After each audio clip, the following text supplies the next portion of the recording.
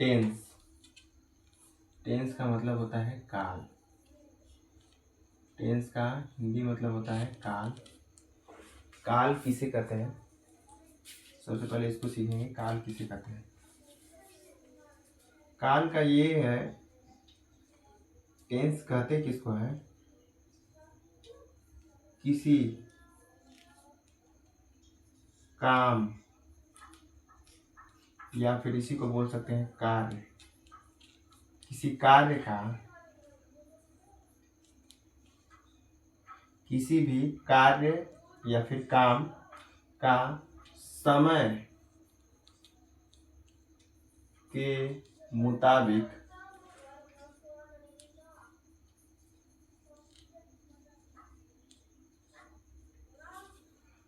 किसी भी काम का या फिर कार्य का समय के मुताबिक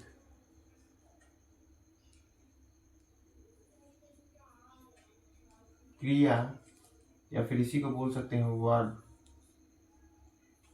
के रूप में, वर्ब के रूप में जो परिवर्तन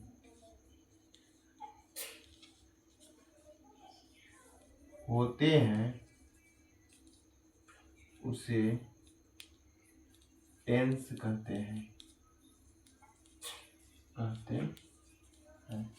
सबसे पहले ये देखेंगे कि किसी भी काम का समय के मुताबिक, जैसे कोई काम, जैसे राम पढ़ता है, तो कोई काम कर रहा है या फिर इसी को हम सब बोल सकते हैं कार्य। कोई काम कर रहा है या कोई कार्य कर रहा है, उसका समय के मुताबिक। समय का क्या कहने का मतलब, समय का ये मतलब नहीं है कि 12 बजे, 3 बजे, 6 बजे या फिर 9 बजे या फिर इनमें से कोई समय, ये समय नहीं। समय का ये मतलब है कि या तो, समय का ये मतलब है, समय का मतलब है काल। काल का ही मीनिंग होता है समय। समय का मतलब है कि या तो समय वो है वर्तमान समय, वर्तमान समय, या फिर काल बोल लीजिए इसको, वर्तमान काल। दूसरा समय का मतलब है भूतकाल, और तीसरा मतलब है समय का भविष्य काल। भविष्य काल। एक तो है समय का मतलब है वर्तमान काल, एक तो है समय का मतलब भूतकाल, एक समय का मतलब भविष्य काल। समय का मतलब ही है काल, और काल 3 भाग में बांटे गए हैं, एक वर्तमान काल, एक भूतकाल, एक भविष्य काल। वर्तमान काल को हम लोग इंग्लिश में जानते हैं प्रेजेंट टेंस। Present tense. इसी तरीके से भूतकाल को हम लोग इंग्लिश में जानते हैं past tense. Past, PAST, past tense. और इसी क्रम में अगर भविष्य काल की बात करें तो इसको बोलते हैं फ्यूचर टेंस। Future tense. अब इन तीनों पार्ट्स को हम लोग पढ़ेंगे तो हो जाएगा समय के तीनों काल को पढ़ेंगे। अब देखिए परिभाषा पे आते हैं। टेंस का परिभाषा क्या है? किसी कार्य या फिर काम, किसी कार्य या फिर काम का समय के मुताबिक। समय का मुताबिक मतलब क्या? इन्हीं 3 समय में, एक वर्तमान काल, एक भूतकाल, एक भविष्य काल। समय के मुताबिक क्रिया के रूप में। समय के मुताबिक क्रिया के रूप का क्या मतलब? इसमें जो कोई काम हो रहा है, जैसे राम पढ़ता है, पढ़ना अगर कोई काम है, इस काम को ही क्रिया कहते हैं।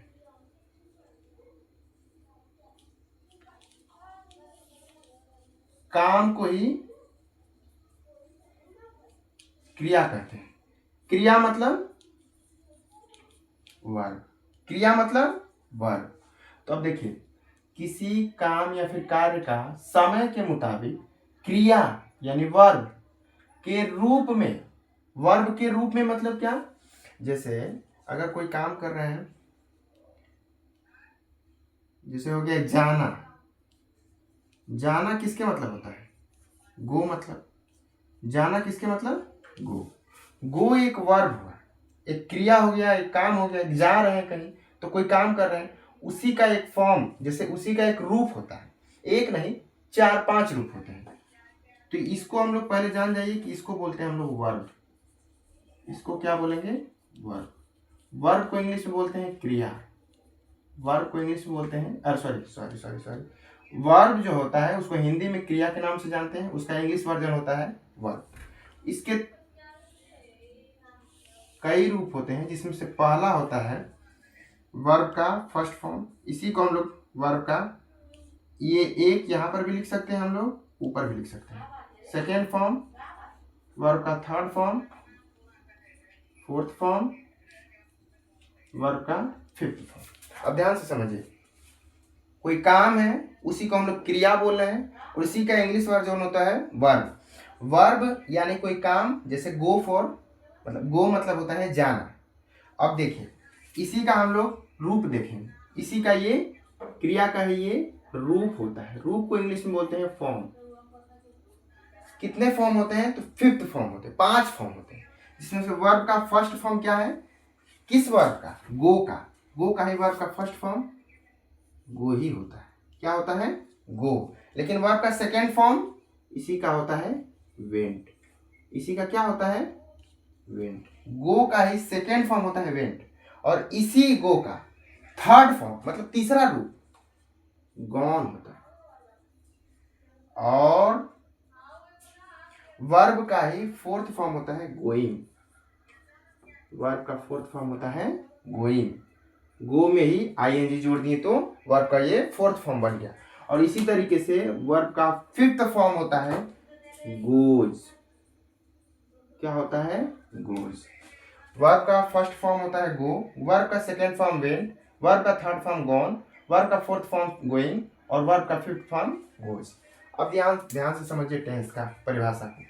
किसी काम का या फिर कार्य का समय के मुताबिक, मतलब समय के अनुसार, जैसा समय चल रहा है उसके अनुसार, क्रिया के मतलब उस किसी काम कर रहे हैं मतलब उसका क्रिया हो रहा है, वो क्रिया होना मतलब कोई काम होना, कोई काम करना, उसका समय के अनुसार उसके क्रिया में जो परिवर्तन होता है। इसके परिवर्तन मतलब क्या? या तो वर्ब का फर्स्ट फॉर्म यूज करेंगे, या तो सेकेंड फॉर्म, या तो थर्ड फॉर्म, या तो फोर्थ फॉर्म, या तो फिफ्थ फॉर्म।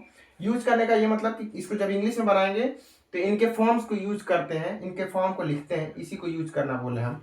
तो किसी भी काम का समय के मुताबिक क्रिया के रूप में जो भी परिवर्तन होता है उसे कहते हैं टेंस। उसको क्या बोलेंगे? टेंस। तो देखिए, इसके जो है फॉर्म में अगर जो परिवर्तन आते हैं समय के अनुसार, उसी को बोलेंगे टेंस, उसी को बोलते हैं टेंस।